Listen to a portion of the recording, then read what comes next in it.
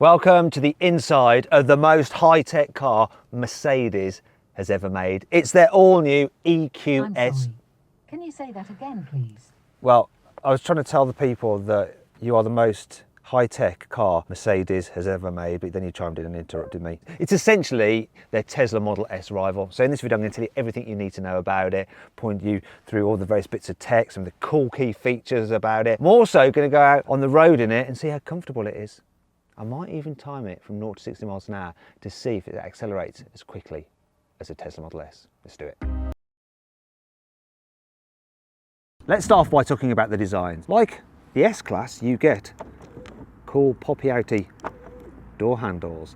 And like the S-Class, this is quite a long vehicle. However, they do look quite different. For instance, this car doesn't have a big long bonnet because there's no big engine at the front. Also, you don't have a normal grille. You have like a blanked off grille like you get on the other electric Mercedes cars such as the EQA. At the back, you've got a full length light bar which looks really cool. And if you think this blue paint is a little bit too dull, you can actually get a two-tone paint scheme like on the Vision EQS concept car. I actually quite like it, looks pretty good. In terms of wheel sizes, start at 19s, rising to 21 inches, then you get this aero design which help improve efficiency. You can actually upgrade to 22-inch alloy wheels, though they don't improve efficiency.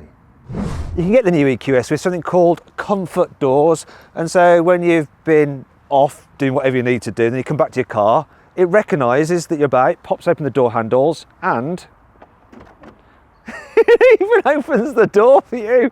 How very kind of you, Mercedes. And then when you pop in and you put your foot on the brake, it shuts the door. And then makes that kind of crazy sci-fi noise just to let you know you're in an electric car. Now we're in the EQS, let's talk about this interior design. Now I'm going to come to these screens in a moment because they do dominate the cabin, but let's just talk about the general interior. Yeah, the materials feel really nice and they are man-made materials. Now, this looks like suede, but it's obviously man-made. The leather on the seats isn't real leather, it's man-made. Yeah, it feels like expensive leather. The steering wheel, really nice design. You can get two different designs of steering wheel. If you have an AMG line car, it looks a bit more sporty. And then there's the general layout. So you have this big center console here, which I have noticed I do sort of knock my knee against a little bit, but thankfully it is padded. And there's lots of useful storage in here as well. Underneath this open pore wood, which is also very nice, you have your cup holders there and they're adjustable for size. You can actually remove that section. You've got two USB-Cs. There's a wireless charging pad and some more storage there. Then if you go under here, you've got a huge bin with another wireless charging pad, two USB-Cs, more storage under here. Then there's the glove box, which we've got full of various anti-COVID stuff, look, anti-back wipes and all that kind of thing. And then you've got some big door bins. And I quite like this, the controls for the door mirrors. Now, I'm not the biggest fan of touch-sensitive buttons, but you do actually press these ones in and then you just toggle it to which mirror you want to move. And it's all quite easy to do, actually. It's neat, smooth, clean design. And look at this, I want to show you this. So you open the door just by pulling it like that and it'll open. But I want to show you these. I love the way you've got frameless windows here in this saloon car. I like this extra bit of glass as well. It just looks really cool. Okay, let's talk about the screens then. So just put in this code and old baldy Gottlieb Daimler will allow me access. Welcome, Gottlieb Daimler. So this is what's known as the hyperscreen, and you've basically got three huge screens behind this whole seamless piece of glass, and it looks really nice. Your main infotainment screen here in the middle, so you've got essentially your usual Mercedes infotainment system, so it's easy to navigate. You can move through different functions, control various things. You've got your big navigation, got different climate control there, so it's quite easy to do. It's still not quite as good though as physical buttons, but I do like the fact that when you increase the temperature you get this like red flash through this LED lighting that you have inside. In fact, you've got 190 different colours of LED lighting, so you can set up the interior ambience just as you like it. You can quickly just go to your home settings and swipe through all of the different menus, and you've got various information on the car, such as the battery states and your motor usage and all that kind of information. Lovely big screen. Now let's move on to the digital driver's display, which is very clear. It's an LCD screen and you can control it using the buttons on the steering wheel. They are touch sensitive and a little bit fiddly, nowhere near as bad as those that you get in Volkswagen products at the moment. And so you can just look through different menus, change the look of your dials, get all the information you need, have navigation there, widescreen, and it'll do that 3D effect as well that you get with the S-Class. On top of that, you also have a huge heads-up display with loads of information in front of you, and it can actually superimpose like images and arrows on the road to help direct you so you don't make a wrong turn. Once again, that's like the S-Class, really, really good system, like in that car. And now we move on to the third display. So the car's clever. It will not let you operate this third screen unless there's someone sat there. So I'm going to show you what it looks like, what you can do with it from some cutaways which we filmed earlier, but you can swipe through all the functions that you get on the main infotainment screen, and it'll actually know that, say if I'm driving along as the driver and start looking at that screen too much, it'll start to dim this screen so that I don't get distracted. Also, this screen has its own Hey Mercedes system, so that person can talk to this screen and then the driver can talk to the rest of the system. And let's just give the Hey Mercedes a little go. Normally it should have chimed in by now, but it hasn't. Hey Mercedes! Hey Mercedes! How can I help? I don't know what I want now. Can I have the moon on a stick? Can you say that again, please? Just again. Hey Mercedes, How may I help you? turn my seat massager on. I'm switching on the massage for you. And yes, it's set it to this weird vibrating sensation. It feels like I've got some kind of neurological disease. It's a bit odd. Hey Mercedes, stop the massage function. It's weird and making me want to go to the toilet. How can I help? I've just soiled myself. I'm sorry. Can you say that again, please? God, I'm so embarrassing. I hope this is all cut out the video. I'm sorry, but I can't help you with that right now. No, no one can. Now let's talk about charging. So this is the charging port here. No, Matt, I think it's the window washer fluid. No, that's a nonsense. You charge it like a hydroelectric dam. Look, the trickle of the water turns a generator, and that's all fine. I'm not wrong. Never wrong. Right, if you really want to talk about windscreen washer fluid, then let's do it. So bizarrely on this car, you actually top it up here at the back. You just chuck the water in there. No, water does not go in there, Matt. What is the matter with you today, Jack? What's your problem? Would you be happy if I went on and talked about batteries for a bit more, yeah? Yes, please. This car comes as standard with a 108 kilowatt hour battery pack, which gives you a range of 478 miles, which is quite a lot more than the 290 mile range you get from a Porsche Taycan 4S, but a little bit less than the new Tesla Model S Plaid Plus, which has a range of 520 miles. You'll be able to get this car with a slightly smaller battery pack, 90 kilowatt hours, and that'll give you a range of 400 miles. You can charge them at a 200 kilowatt charger, if you can find a 200 kilowatt charger. And if you can, in 15 minutes, you can add 186 miles of range, which is pretty impressive. When it comes to charging at home, the car is fitted as standard with an 11 kilowatt onboard charger, and that'll mean that it takes about 10 hours to fully charge it. But you can also upgrade to a 22 kilowatt charger, and then you can obviously charge it in half the time, which is 5 hours. Anyway, I'm just gonna continue with my general car maintenance now, okay?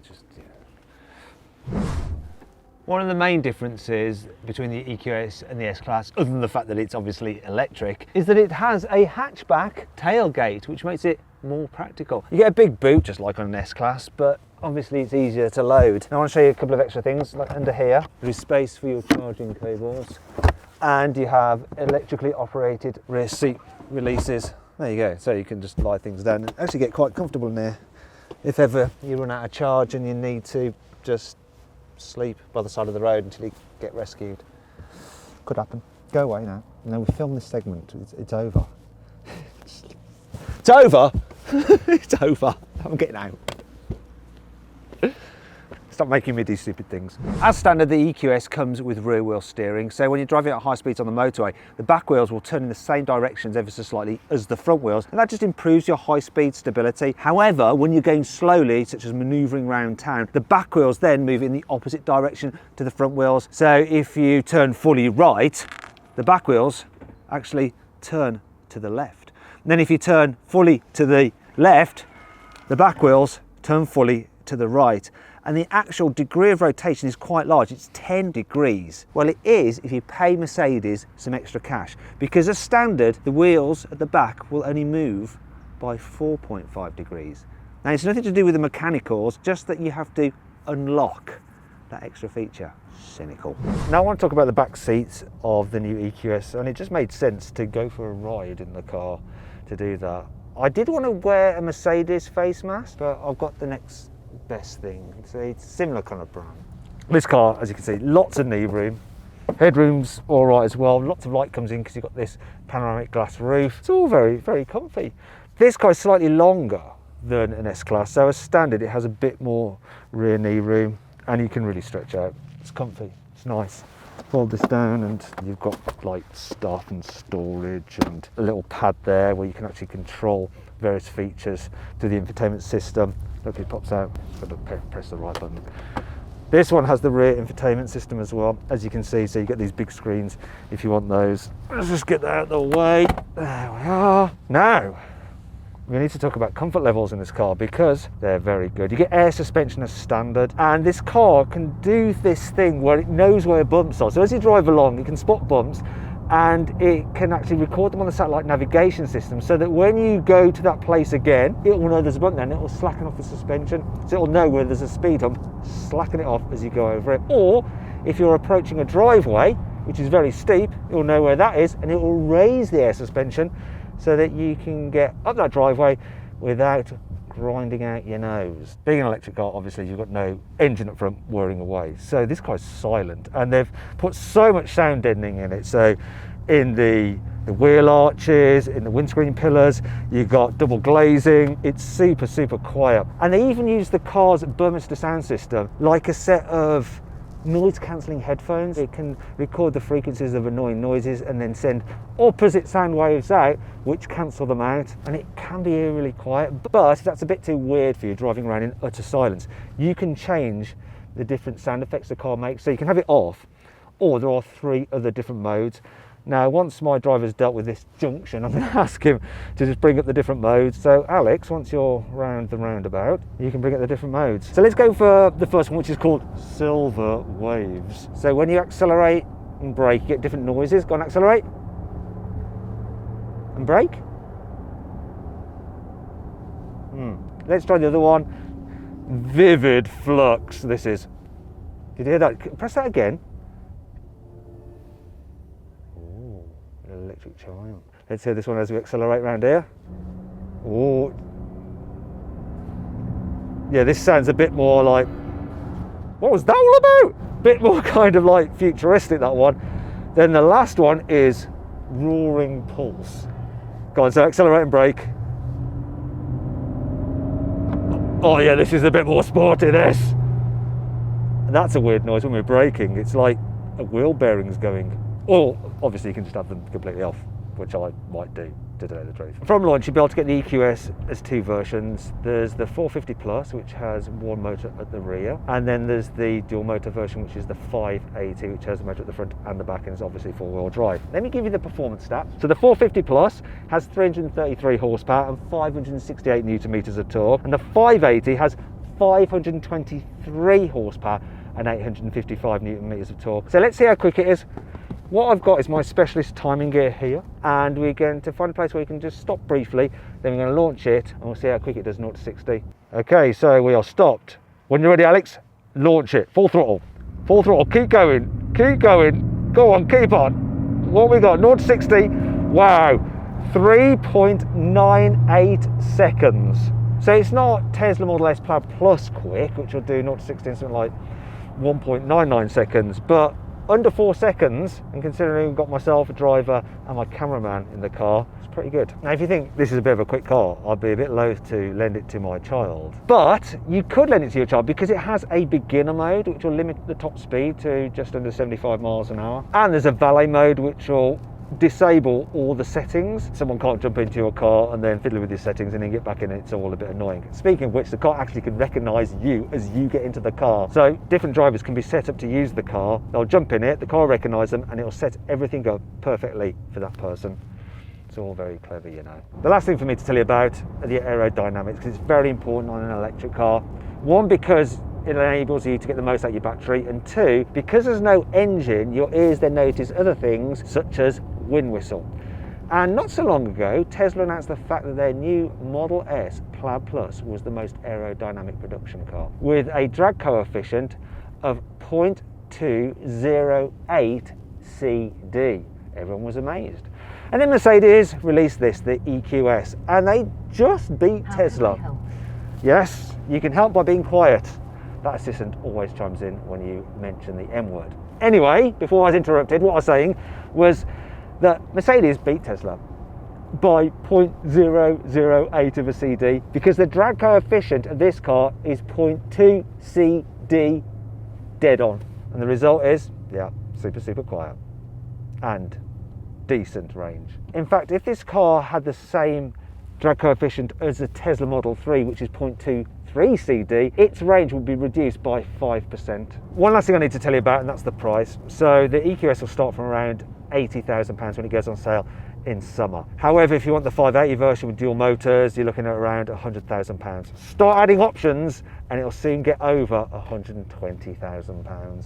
So then, what's my final verdict on the new Mercedes EQS? Well, I can't give you a proper verdict because I've not yet actually driven it. But from what I've seen of it, the tech is impressive. It's very comfortable to travel in. It feels quick and it's very quiet. Now, I will be getting this car into review properly. And what I'd like you to do is tell me what you'd like me to do with it. Should I do a range test? Should I drag race it? Should I group test it against something? Let me know in the comments below. I will read through those and I'll try and make some of them happen.